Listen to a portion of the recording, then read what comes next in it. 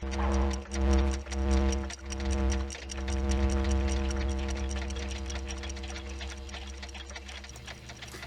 and welcome to another video in programming microcontrollers, and today we're going to be looking at controlling DC motors. Now it doesn't matter whether you want to go from controlling a tiny little DC motor, a very common standard DC motor, whether you want to control something, say the foot droid of an R2-D2 droid, or just a medium-sized motor that will rotate the dome of said astromech. What we need to do is, doesn't matter what the microcontroller is, whether it's an ESP or an Arduino, we need something to sit between the ESP and the microcontroller and the motor. We can't just turn these on and off directly like we have done with LEDs. We need a motor controller driver board. These can come from an L293 chip to an L298 chip, which is a little bit bigger for slightly larger motors, to a slightly larger motor controller for my dome, or even a much bigger controller for the actual drive feed motors. The main thing is you're separating the current from the controller to the actual motor itself. It doesn't matter how big the controller board is, it's always going to come back to the same sort of code. So as with previous videos, we're going to start in Tinkercad so we can just get used to how the wiring works. So here I am going into Tinkercad. If I just create a new circuit, let's just call this motor controller. I'm going to drag an Arduino on, I'm going to drag a breadboard, I'm going to drag a hobby gear motor over. If you can't see these, just simply use the search method. I'm going to just rotate this round so it's a bit easier to see. Well, so the connections are pointing down. And what I'm going to now look for is the motor controller itself. Now again, like I said previously, we use the same sort of code no matter what that interface is, but Tinkercad has an L293 chip, which is something I've been using probably on and off for about 20 years now. They're very reliable and useful for this sort of small motor. Okay, so I'm not going to go into too much about how these work at the moment, but what if I look at these top corner pins, enable, power, enable and power, I'm just going to hook up 5 volts to all of these pins. Again, I wouldn't do this in the real world. I would use a battery pack, so I'm just going to put that as a red wire. So I'm hooking the 5 volts up to this pin. I'm then going to copy across the 5 volts onto that pin, onto this pin. Now again, some people out there who know about electronics might be unhappy with me doing this, but I've been doing this for years with my little robot cars and I've not really had any big problems, other than I have an extra battery pack. So I've got 5 volts now. 5 volts is coming onto this rail, so that's pushing to this side, but I also need to now connect this rail to this rail, and I'll just put a couple of extra nodes in so I can move this out so we can see it is connecting. I'm not saying that looks pretty, but we've now got 5 volts into all the 4 parts that is needed. I'm now going to attach the ground. So again, I'm going to put ground onto the ground rail. I will make that black just so we can see that it is ground. Now if we look at these 4 center pins, these are also ground. So I'm going to connect these together. So now we've got the ground of the L293 chip connected. Just to be on the safe side, I'm going to connect this one to this one as well, where I'll put ground, just like I did earlier. I don't know if this is essential. I would need to get a circuit meter out, a multimeter, and test it, but I know this will now reliably send power to and from our chip.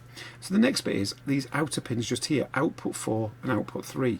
So I'm going to connect, and I'll choose orange for this. There's no good reason for colour coding now, I just am. So if I just connect those up. So now what we've got is we've got electricity coming to the actual chip, and this is going to turn on and off the signal. So if we send electricity through the output 4, it's going to send power through that way. If we send it through the other pin, output 3, it's sending the power through that way, so we'll get the motor going forwards and backwards. Okay, so the next thing I'm going to do is I'm just going to hook this up to pin 2. And pin 2 is going to come in just here, and pin 3, I'll change the colour of those in just a moment, is going to come to this pin. Okay, so let's just change the colour of those. Again, it doesn't really matter what your colour coordination is, it makes no difference as long as you can see what's happening. So we've now got one motor hooked up. So if we now go into the code, again we don't want that, we want to go into actual text. Continue. So I've got the existing code, I can get rid of this. I'm just going to change it to pin 2 is an output. Again, I'm going to be lazy, just copy and paste. Pin 3 is an output. Pin 2, let's change that to pin 2. pin 2. So what this is going to do is send electricity through, well, it's going to send a signal through pin 2 into this bit of the chip, so it's going to make the motor rotate. So if I just press start simulation, we should start seeing it. There we go. The motor's turning at, there we go. It's going at 143 revolutions per minute negative, so it's going to rotate whichever way that's going to be. You won't really know until you've put that into your actual robot car. So we've now got that working, and again it's going to go for a second, stop, and then go again for a second. So if I want to get the other one working, just like we did with the LEDs, for those who've watched the previous videos, I could put that on. Oops, you can't do your code while you're actually while you're playing. So I'm just going to copy and paste that. And now I can say pin 3 high. So this is going to make it go forwards, stop, reverse, stop, and so on. I'll just shorten this down a little bit. I know in the other video I said don't use delays, but again, we're just testing things work. And again, this is a great way to test this in the simulation before you do it for real. So let's have a little look. There we go. So we can see we're going to 0. This time is very slow. So we can see we've got a positive number of 143. It should stop for a moment. Maybe I should make that delay work a little bit quicker. Oh, I left that one, didn't I? That's the problem. And then we can see we've got a negative number, so we can see it's going forwards and backwards. So if we wanted to have a second motor, just like I did with this robot car, where you can see I've got 2 motors underneath, so it's very much tank control. I could just now duplicate that, so I can grab that motor, copy and paste, bring it down to this side. Now it's a bit annoying because on the real world I'd obviously flip that over so the wires were facing in, but I'll just have to do. So I'm going to hook up that signal to that pin. So it's not going to look very pretty now, not that it ever did.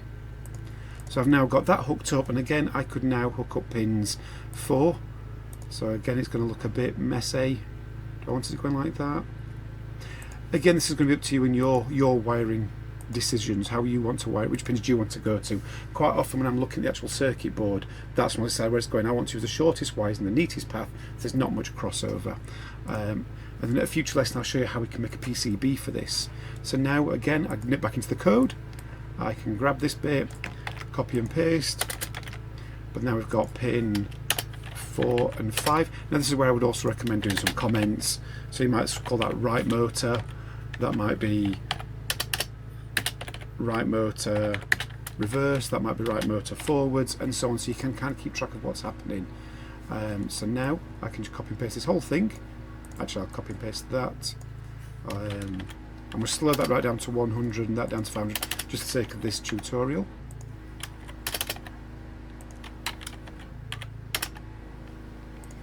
I'm going to copy and paste. No, copy and paste that one because I want both motors to come on at the same time. But you can probably see where this is going now. And again, when we do copy and paste, make sure to actually check that you do change the pins. It's a really common error that I see people do, including me. In fact, I don't really need to do this, do I? I'm already messing up because I'm talking to camera. Because this is going to turn on and off at separate times. What I probably want to do is turn both motors on. So copy. So that will turn both 2 and 4 on. We'll wait a little bit. In fact, I'm just going to get rid of this bit to make the code a little bit neater. We don't need all this. So we're going to turn 2 and 4 high. Then we can say 2 and 4 low. I'm going to get rid of that delay. So again, programming, for those who are new to programming, it's not linear. It's a case of just playing about, thinking about it as you're sort of doing it. Really should design your code first. So I turn them on. We're going to turn them off for just a tenth of a second. Then we can turn the others on. So if I just copy and paste that line. So that's now what, 3 and 5. So that's going to turn them both high. And then we can finally turn the last one off as well. Because these will happen almost instantaneous, we won't see a significant delay. Okay, so let's have a quick look at that. We should see both motors working. There we go, we can see they're both working, but we can see one's positive, one's negative. So really I might want to either flick the wires or flick the pins around. That would be up to you and your design choice. Okay, I think that's enough for today. Obviously go and have a little play. If you've got access to motors and a bit of breadboard, then go and have a go for real. But if you're going to do it for real, I will just show you one thing. I would absolutely add some batteries to this. If you try and drive the motors from the actual microcontroller, it will get very unhappy and possibly die. So I'm going to very quickly show you how I would do the batteries. So if I just come back to battery, I'm just going to add a cell. I'm just going to say let's have just not name, I'm not bothered about the name. I want 3 batteries, AA, that's fine. 3 batteries should give us 4.5 volts. These motors are generally 3 volt motors, so I could just hook this up to the positive. Oops, I missed. Let's just make that red so I can see what's going on. And normally I would also put a switch in between. Let's make that black.